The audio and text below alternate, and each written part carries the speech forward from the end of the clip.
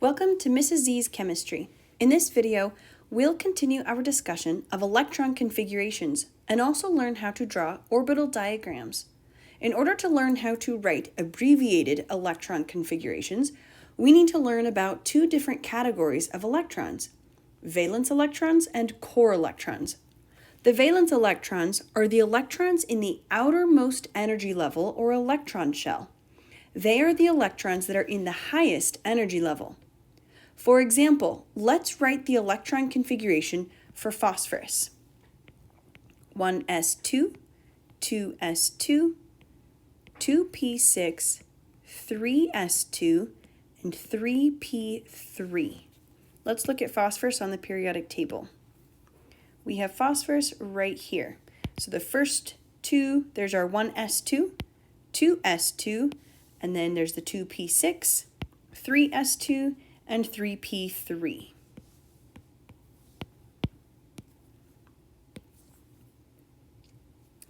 All right, so if we look at the electrons in the highest energy level, the 3 here represents the energy level, and since 3 is the highest number we have, with a 1, 2, and 3, these last 5 electrons are in the valence shell, so they are called valence electrons. We know there are 5 because the superscript here, or like the exponent number, those added up equals 5. So we have a total of 5 electrons in the valence shell. All the rest of these electrons here are in the core shells. They are called core electrons because they are not in the outermost shell. We are mostly concerned about the valence electrons in an atom because these are the electrons that form chemical bonds with other atoms by either sharing or transferring the electrons. The core electrons do not form bonds with other atoms. The core electrons are closer to the nucleus and require much more energy to leave the atom. The core electron configuration of any atom is the same electron configuration of the noble gas that occurs earlier on the periodic table. The noble gases are the last column of the elements on the periodic table. This last column right here, all of these elements that I have on this last column, these are noble gases. You should have that labeled on your periodic table.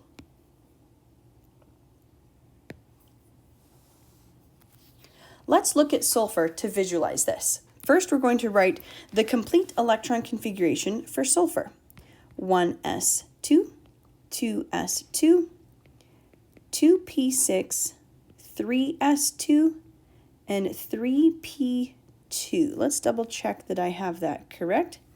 Looking at sulfur, sulfur is the 4th electron in this 3p subshell. So we need 3p4. Now, if you can see that we have our valence electrons right here, and the core electrons are the first 3 subshells here. Now let's write the electron configuration for neon.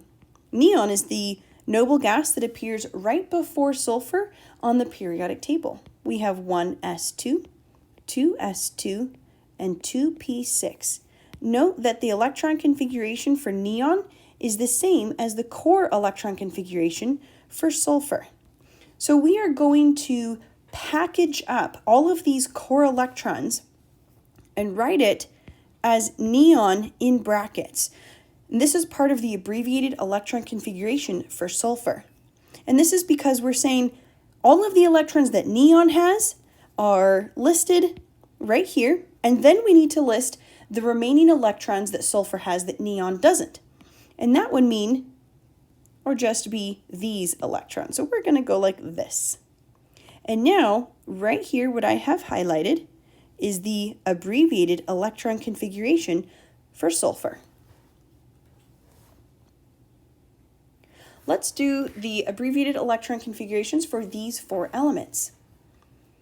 So potassium on the periodic table is right here. The noble gas that appears before it on the periodic table is argon. So we're going to start with argon, and we're going to put argon in brackets like this, and then the remaining electron that potassium has that argon doesn't is in the 4s subshell, and we only have one electron in there. So this is the abbreviated electron configuration for potassium. We are saying that all of the electrons that argon has are right here, plus we have the 4s1 electron. Selenium is right here on the periodic table, and the noble gas before it is also argon. So we're going to put argon in brackets, then the remaining electrons that selenium has but argon does not, 4s2, 3d10, and 4p4. Let's double check that I wrote that correctly. We have our 4s2, 3d10, and then 4p4. Write the abbreviated electron configurations for indium and barium and pause before you see the answer. Here are the answers. Let's look at the similarities in the configurations of elements that are in the same column on the table. This means on the same vertical columns on the periodic table. So let's look at oxygen. The noble gas that is right before oxygen, let's look at that. Oxygen is here. The noble gas right before it is helium.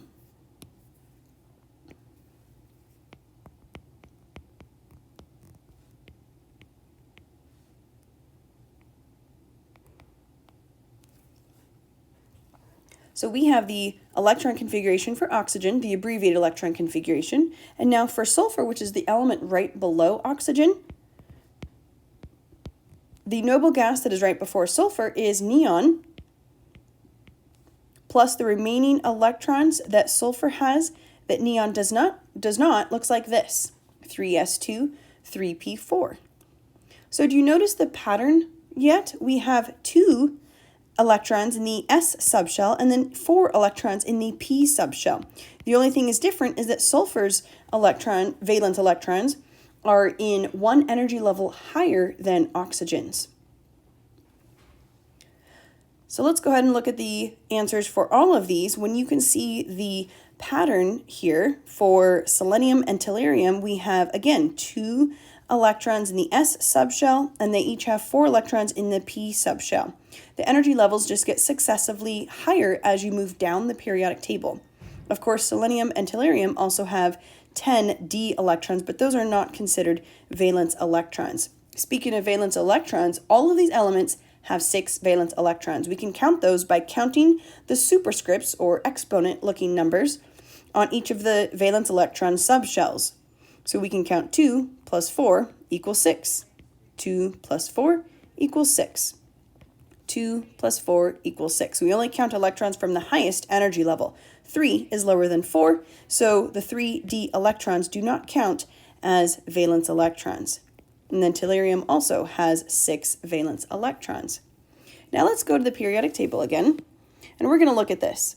So you can see that oxygen is right here, sulfur, selenium, and tellurium. Above it, above this column, we see this label 6A. The A stands for the main group elements. The main group elements on the periodic table are the first 2 columns plus the last 6 columns here. These are the main group elements. So our D block is not considered a main group element. So 6A means this is the 6th row or 6th column in the main group elements.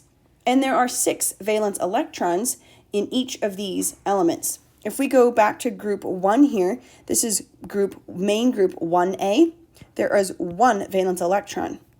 Main group 2A each have 2 valence electrons. Main group 3A each have 3 valence electrons. 4A, 4 valence electrons. 5A, 5 electrons.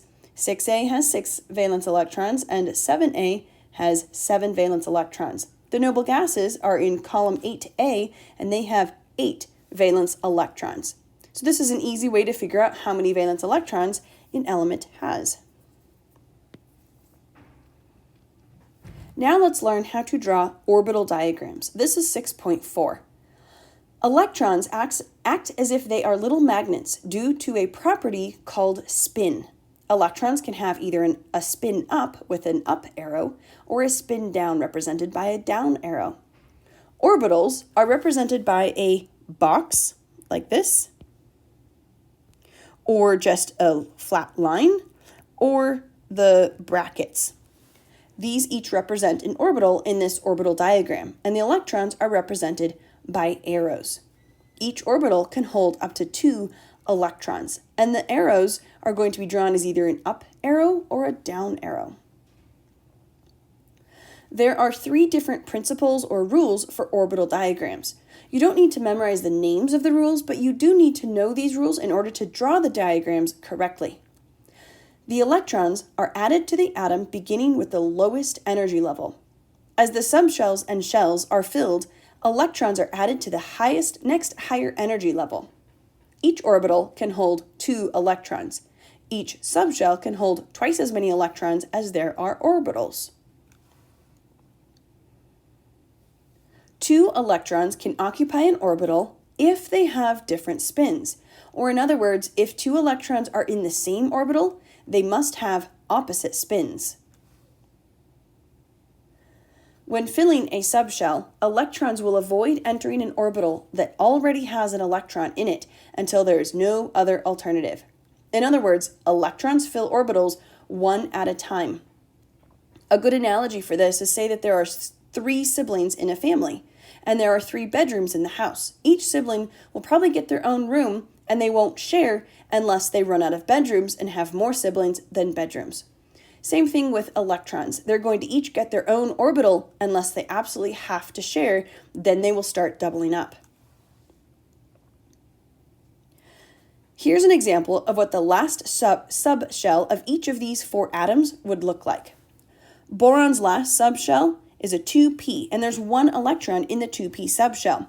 The 3 orbitals for the p subshell are represented here by 3 boxes.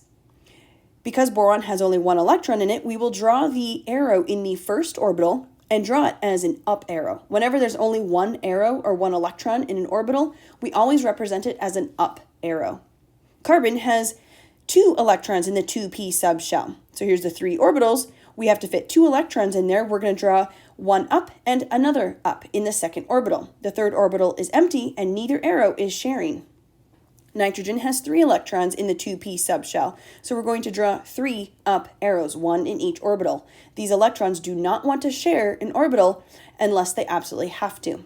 Oxygen has 4 electrons in the 2p subshell. So first we're going to put 3 up arrows, 1 in each orbital. Then the 4th electron needs to share, and we go back to the beginning and draw it as a down arrow in the first orbital. Here's 2 examples of 2 different elements, lithium and carbon. Without electron configurations, the arrows mean nothing. So you have to write the electron configuration, or at least label with the energy level, which is the 1 or the 2 sitting here, and the subshell, either the S, P, D, or F. So here we have lithium. Lithium has a total of 3 electrons. There are 2 electrons in the 1s subshell because that is the lowest energy level. We always fill electrons in the lowest energy level first. Then we can place our 3rd electron in the 2s subshell. Lithium's electron configuration would look like this: 1s2 and 2s1, and there are the 3 electrons represented as arrows. Carbon has a total of 6 electrons. 2 electrons in the 1s subshell. We have now filled the first energy level. In the second energy level, we have an S subshell and a P subshell. The S subshell is lower in energy than the P subshell, so we need to fill this S subshell first. We will fill it with 2 electrons, 1 up and 1 down. There are now 2 remaining electrons because carbon has a total of 6 electrons. We're going to place them 1 in each of the first 2 orbitals of the P subshell. This right here is the P subshell. There are 3 orbitals in any P subshell. This is the electron configuration and orbital diagram of carbon. Let's do these example problems. Fluorine, we're going to write the orbitals as a little line here, and I'm going to label this one as 1s. I'm going to later fill in the arrows for the orbital diagrams afterwards, but we have 1s2 for fluorine. Let's actually first go look at fluorine on the periodic table. Fluorine is in group 7, main group 7 right here. It has a total of 9 electrons.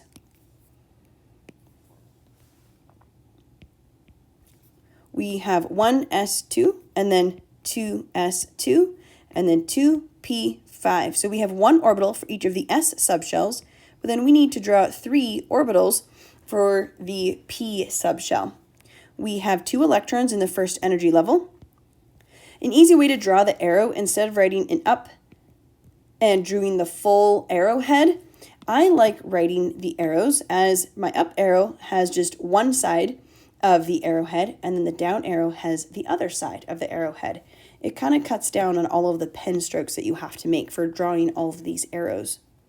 We're going to draw an arrow, 2 more arrows in the s subshell. Now we have a total of 5 electrons in the 2p subshell. We're going to write 1, 2, 3, and then we're going to go back to the beginning and draw the down arrows, 4 and 5. This is the electron configuration and orbital diagram of fluorine. Now let's do silicone. Let's first look at silicone on the periodic table. Silicone is right here. It's in the 3rd energy level. We have 1s2, 2s2, 2p6, 3s2, and 3p2. 1 orbital in the 1s, another orbital in the 2s, 3 orbitals in the 2p, 1 orbital in the 3s, and then 3 more orbitals in the 3p. We're going to draw our arrows, 1 up, 1 down, 1 up, 1 down. Up, up, up, down, down, down.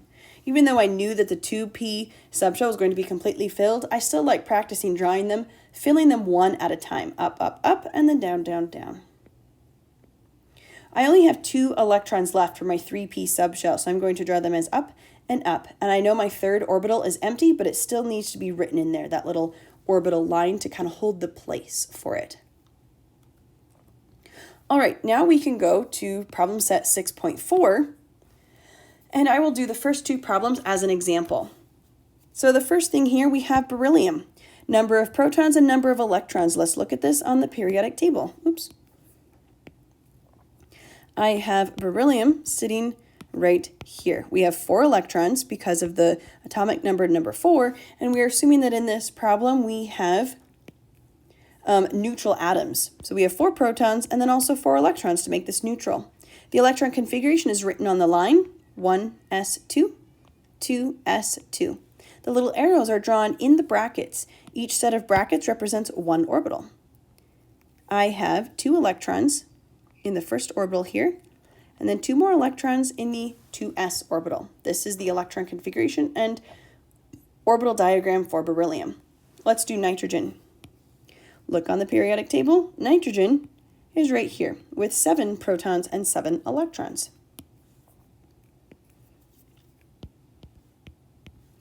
1s2, 2s2, 2p3. Going to draw 1 up, 1 down, 1 up, 1 down, 1 up, 1 up, 1 up. I have to fill these one at a time because electrons do not want to share unless they have to.